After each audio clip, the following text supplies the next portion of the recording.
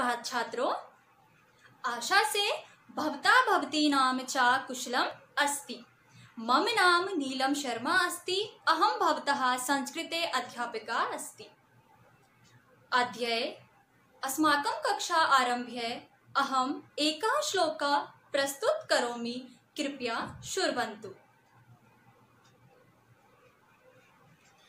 या देवी सर्वभूतेषु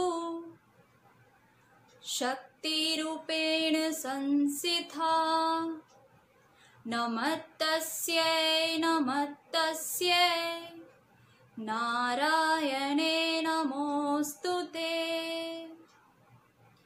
या देवी सर्वभूतेषु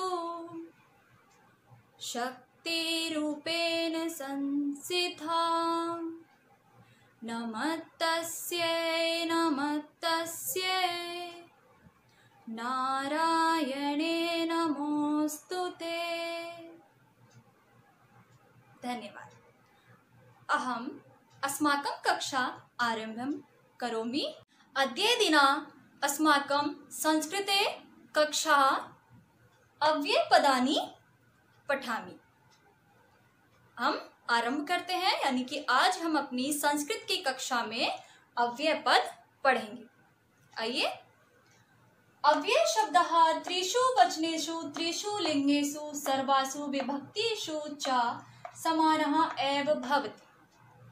इसका अर्थ है अव्यय शब्द तीनों वचनों में, तीनों लिंगों में और सभी विभक्तियों में एक समान होते हैं, अर्थात हम इनमें कोई भी परिवर्तन नहीं कर सकते।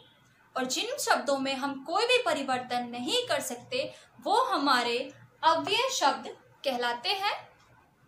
ठीक है, एक बार आप पुनः देखेंगे।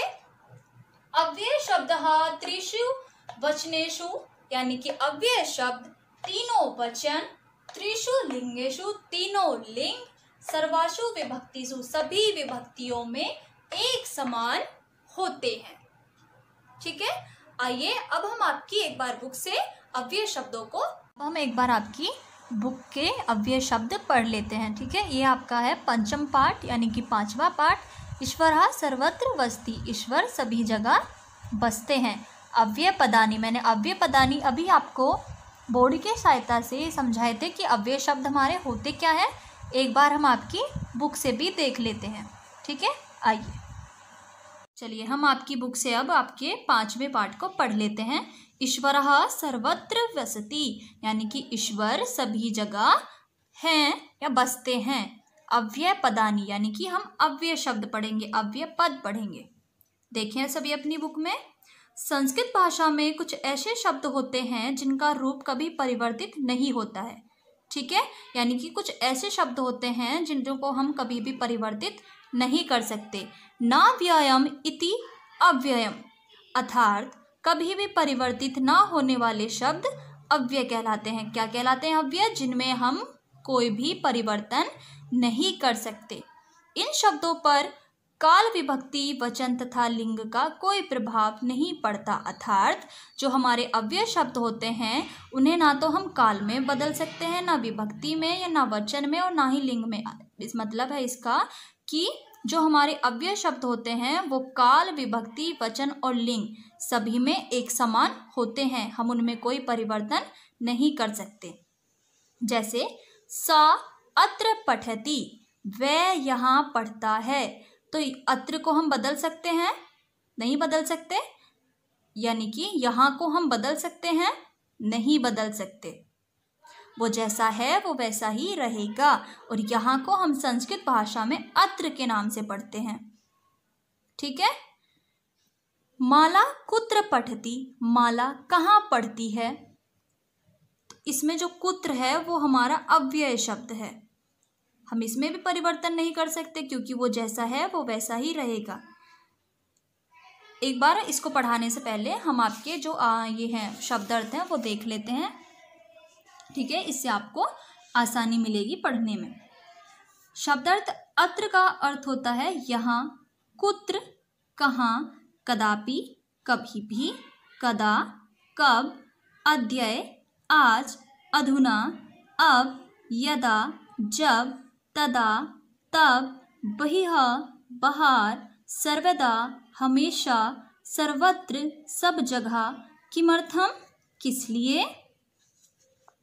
उच्चय जोर से, नीचय नीचे, तत्र वहाँ, एव ही, तीव्रम तेज, अधः नीचे, यत्र जहाँ, शनैः शनैः यानी धीरे धीरे, हय आने वाला कल, अपि भी, च और। हम अब आगे देख लेते हैं। ठीक है, हम आपके शब्दार्थ पढ़ चुके हैं, अब आपके पाठ को पढ़ लेते हैं। अद्य रविवासरः अस्ति। अद्य का हमने क्या पढ़ा था शब्दार्थ में? आज। तो आज रविवार है। ह्यः सोमवासरः अस्ति। ह्यः का हमने क्या पढ़ा था? आने वाला कल, यानी कि कल सोमवार होगा। त्वं कुत्र गच्छसि? कुत्र का अर्थ क्या है? कहाँ। तो इसका अर्थ होगा तुम कहाँ जाते हो। रामः अत्र आगच्छति। यहाँ, अत्र का अर्थ है यहाँ, तो राम यहाँ आने वाला है। ते तत्र क्रीडन्ति। तत्र का अर्थ है वहाँ, वे वहाँ खेलते हैं। अहम सर्वदा विद्यालयं गच्छामि। मैं रोज विद्यालय जाता हूँ या जाती हूँ। रमा सदा पठति। रमा हमेशा पढ़ती है। सा उच्चय हसति। वह जोर से हंसती है। सा क्योंकि यहाँ पर हमारा क्या है, ये स्त्रीलिंग। त्वं कदा उत्तिष्ठसि। तुम कब उठते हो। ईश्वरः सर्वत्र वसति। ईश्वर सभी जगह बसते हैं। सा सदा रक्षति। वे हमेशा हमारी रक्षा करते हैं। गजा शनैः शनैः चलति। हाथी धीरे धीरे चलता है। अश्वः तीव्रं धावति। घोड़ा तेज दौड़ता है। कच्छपः शनैः शनैः चलति। कछुआ धीरे धीरे चलता है। जलम सदा नीचे बहति। जल हमेशा नीचे की तरफ बहता है। अत्र एकः हरिणः अस्ति। यहाँ एक हिरण है। ठीक है, तो जो आपके ये रेड वाले वो दे रखे हैं शब्द, वो सब आपके क्या हैं? वो हैं आपके अव्यय शब्द। आप इन अव्यय शब्दों को याद भी करेंगे। ठीक है, अब हम चलते हैं इसके अभ्यास कार्य पर। आइए, पहला है आपका मंजूषातः उचितम अव्यय पदम चित्वा रिक्त स्थानानि पूरयत, यानी कि उचित मंजूषा से पद को चुनकर लिखना है। ते कुत्र गच्छन्ति, आप पहले में लिखेंगे कुत्र। फलम नीचे पतति, फल नीचे गिरते हैं। सा कदापि असत्यम न वदति, वह कभी भी झूठ नहीं बोलता। आप इसमें लिखेंगे कदापि। कच्छपः शनैः शनैः चलति, यानी कछुआ धीरे धीरे चलता है। डैश सोमवासरः अस्ति। अधः सोमवासरः अस्ति।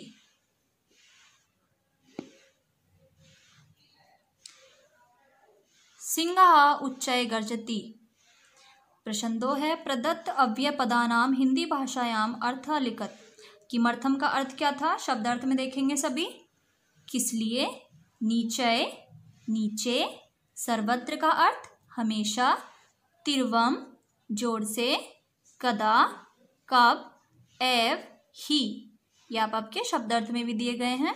इनमें हमें क्या करना है? अधोलिखितानां वाक्यानां संस्कृत भाषायां अनुवादम कुरुत, यानी कि संस्कृत भाषा में अनुवाद करना है। बच्चे जोर से बोलते हैं, तो बच्चे क्या हो गए हमारे? बहुत सारे हो गए, बहुवचन हो गए। तो बालकः उच्चये वदन्ति, बोलना हमारा क्या हो गया? वदन्ति। तो बालकः उच्चये वदन्ति। वह कहाँ जाता है? सा कुत्र गच्छति। कहाँ का अर्थ क्या होता है? कुत्र, जाता है। गच्छति, वह कौन है?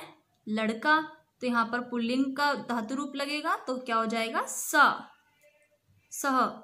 तुम यहाँ क्या करते हो? तुम का त्वम मध्यम पुरुष है। यहाँ अव्यय क्या हो जाएगा संस्कृत में? अत्र। क्या क्या क्या होता है संस्कृत में? किम करते हो, क्री धातु का प्रयोग किया गया है तो करोषि। यहाँ पर हम क्या लगाएंगे? मध्यम पुरुष का ही धातु क्रिया लगाएंगे। तो त्वम अत्र किम करोषि। घोड़े तेज दौड़ते हैं। घोड़े बहुत सारे हैं, दौड़ते हैं से पता चल रहा है क्रिया से, तो बहुवचन आ गया। अश्वः तिर्वम धावन्ति, तो उसके धातु रूप का प्रयोग भी हम क्या करेंगे? बहुवचन का ही। ठीक है। उसके बाद हम देखेंगे निम्न अव्यय पद है वाक्यानि रचयत। जो आपको पद दिए गए हैं उनको आपको वाक्य बनाने हैं। पहला है आपका सदा। रमा सदा हसति, सदा का प्रयोग कर लिया हमने। तत् बालकः तत्र खेलन्ति। कुत्र त्वं कुत्र गच्छसि? अद्य अद्य सोमवासरः अस्ति। ठीक है। उसके बाद हम चलते हैं आपके प्रश्न 5 पर। उचितम मेलनम कुरुत, यानी कि उचित प्रकार से मेल कीजिए। अत्र का अर्थ क्या हुआ? अत्र का अर्थ हो गया हमारा यहाँ। कुत्र कहाँ, अपि भी, तिर्वम तेज, एव ही, च और। उच्चय, उच्चय का क्या होगा? जोर से। बही बाहर, सर्वदा हमेशा, है ना। अगर आपको ये यहाँ से नहीं दिखे हैं तो आप उनको शब्दार्थ में से भी कर सकते हैं। मैं इसके लिए आपके PDF भी अपलोड कर दूंगी। आपका ये पाठ 5 अब हमारा पूर्ण हो चुका है। जो इसमें क्रियाकलाप दे रखा है वो आप लोग स्वयं करेंगे। ठीक है। ये जो आपका क्रियाकलाप है ये आप चित्र देखकर अव्यय पद के माध्यम से आप इनके निर्माण करेंगे।